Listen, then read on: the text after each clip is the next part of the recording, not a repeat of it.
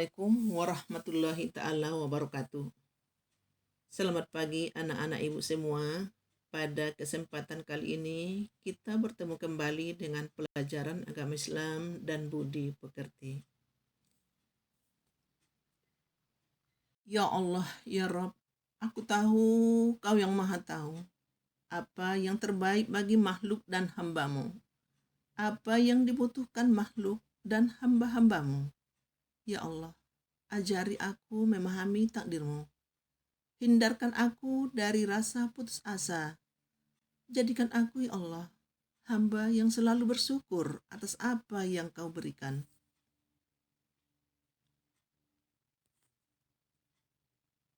Assalamualaikum warahmatullahi ta'ala wabarakatuh. Selamat pagi pada anak-anak ibu semua. Pertama sekali, marilah kita panjatkan puji syukur kehadirat Allah Subhanahu wa Ta'ala yang masih memberikan kesempatan kepada kita bersama sehingga masih bisa mengikuti pelajaran pada hari ini sebagaimana biasa. Demikian pula salat salam kita panjatkan kepada ruh Nabi Muhammad Sallallahu Alaihi Wasallam yang kita harapkan syafaatnya di kemudian hari kelak. Sebelum pelajaran kita mulai, marilah kita membaca doa supaya Allah memberikan kemudahan kepada kita di dalam menerima ilmu ataupun mempelajari pelajaran kita hari ini dengan mengucapkan Bismillahirrahmanirrahim. Rabbis rahli syadari wa yassirli amri wahlul 'uqdatam min lisani yafqahu qawli.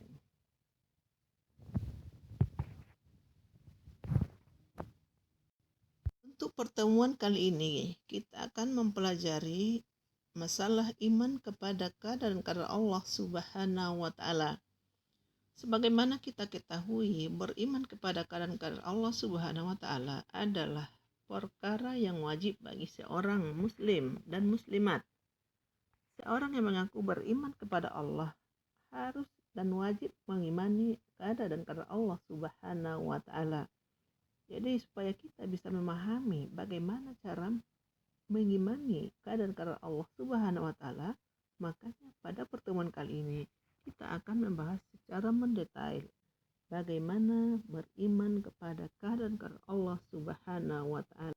Kemudian kompetensi dasarnya yang pertama adalah meyakini adanya qada dan qadar Allah Subhanahu wa Ta'ala. Yang kedua, bersikap optimis, berikhtiar dan bertawakal sebagai implementasi beriman kepada qada dan qadar Allah Subhanahu wa Ta'ala. Yang ketiga, menganalisis dan mengevaluasi makna iman kepada qadar dan qadar Allah Subhanahu wa Ta'ala. Kemudian tujuan pembelajaran. Setelah mempelajari materi ini nanti, diharapkan anak-anak kami bisa yang pertama, meyakini adanya qadar Allah Subhanahu wa Ta'ala. Menjelaskan makna beriman kepada qadar Allah Subhanahu wa Ta'ala dengan baik dan benar. Mengidentifikasi macam-macam ketentuan Allah Subhanahu wa Ta'ala dengan tepat. Mengidentifikasi dalil-dalil yang berkaitan dengan qadar Allah Subhanahu wa Ta'ala. Menjelaskan macam-macam takdir Allah Subhanahu wa Ta'ala. Berikutnya mengidentifikasi hikmah dan manfaat beriman kepada qadar Allah Subhanahu wa Ta'ala dengan baik dan benar. Kemudian yang terakhir, bersikap optimis, berikhtiar dan bertawakal sebagai implementasi beriman kepada qadar Allah Subhanahu wa Ta'ala. Itulah tujuan pembelajaran yang diharapkan kita peroleh setelah mempelajari materi ini. Mudah-mudahan kita semua dapat mendapatkan ataupun memperoleh tujuan-tujuan tersebut. Dalil naqli yang berkenaan dengan iman kepada qadar Allah ini, misalnya dalam surah Al-Qamar ayat 49 yang berbunyi, A'udzubillahi minasyaitonirrajim. Bismillahirrahmanirrahim. Inna kulla syai'in khalaqnahu biqadarin. Sesungguhnya kami menciptakan segala sesuatu menurut ukurannya. Kemudian ayat berikutnya dalam surah Al-Hadid ayat 22, Allah berfirman, A'udzubillahi minasyaitonirrajim. Bismillahirrahmanirrahim. Ma asaba min musibatin fil ardi wala fi anfusikum illa fi kitabim min qabli an nabra'aha inna dzalika 'ala Allahi yashir. Yang artinya, tiada suatu bencana pun yang menimpa di bumi dan tidak pula pada dirimu sendiri, melainkan telah tertulis dalam kitab Lauhul Mahfuz sebelum kami menciptakannya. Sesungguhnya yang demikian itu adalah mudah bagi Allah. Quran Surah Al-Hadid ayat 22. Kemudian kita lihat pengertian iman kepada keadaan qadar, yaitu meyakini dengan sepenuh hati bahwa Allah Subhanahu wa Ta'ala telah menentukan segala sesuatu bagi makhluknya, baik ukuran, ketentuan, dan sebagainya. Kemudian kita lihat pengertian keadaan Allah Subhanahu wa Ta'ala, di mana keadaan adalah segala ketentuan Allah Subhanahu wa Ta'ala pada makhluknya sejak zaman azali, baik ukurannya, sifat, jenis, dan lain-lain. Sementara qadar adalah perwujudan dari ketentuan Allah Subhanahu wa Ta'ala. Di saat segala ketentuan atau segala rencana Allah terhadap makhluknya terwujud dalam kehidupan sehari-hari, yang tadinya dikatakan sebagai qadar kemudian berubah menjadi qadar. Semua makhluk memiliki ketentuan dari Allah Subhanahu wa Ta'ala yang berbeda satu sama lain. Ketentuan Allah Subhanahu wa Ta'ala sering juga disebut dengan sunnatullah, di mana sunnatullah terbagi dua, yaitu sunnah qauliyah dan sunnah kauniyah. Sebagai hamba Allah, untuk memperoleh kebahagiaan dan keselamatan hidup, dunia dan akhirat, kita harus mentaati ketentuan Allah, baik yang ada dalam sunnah qauliyah maupun sunnah kauniyah. Sunnah kauniyah adalah ketentuan Allah Subhanahu wa Ta'ala yang ada di dalam Al-Quran.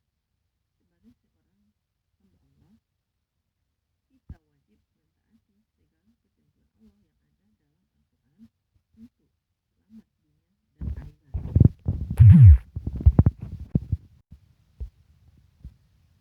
Sunnah kauniyah adalah ketentuan Allah Subhanahu wa Ta'ala yang ada pada alam sekitar.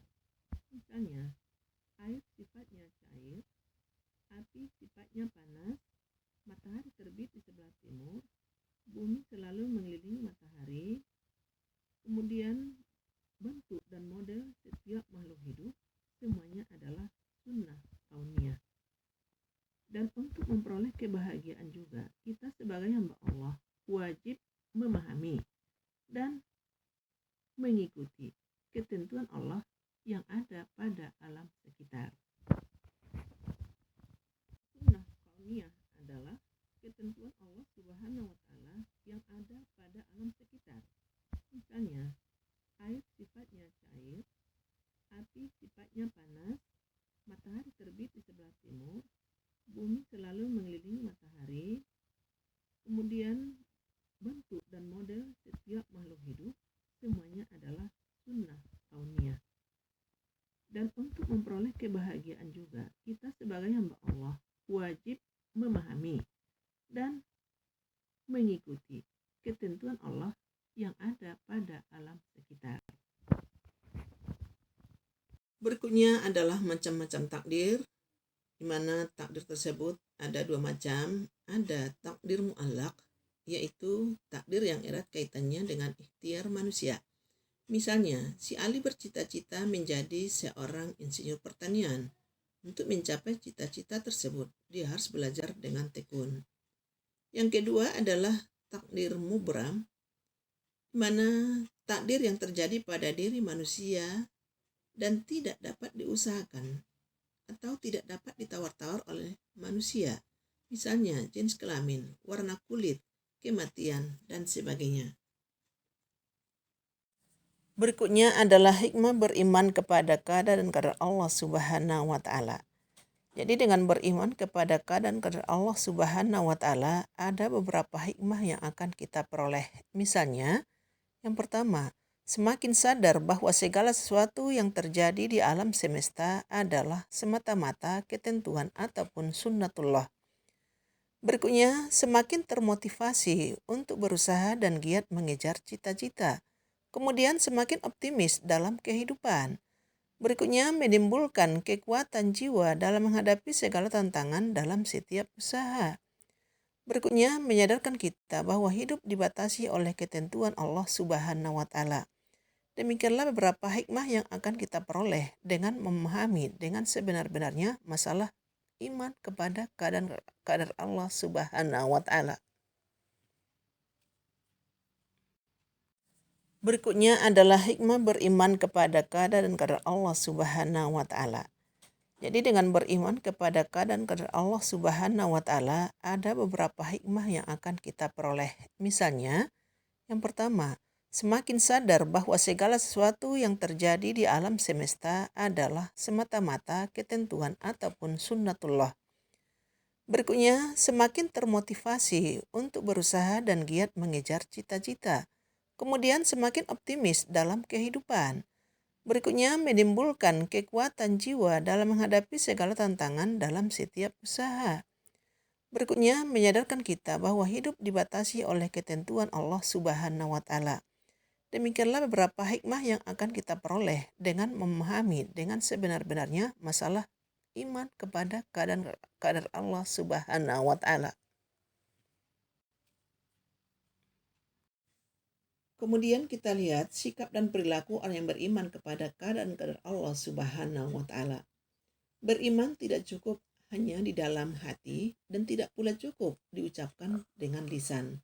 Tetapi keimanan kita kepada kadar Allah Subhanahu wa Ta'ala harus diaplikasikan dalam kehidupan sehari-hari.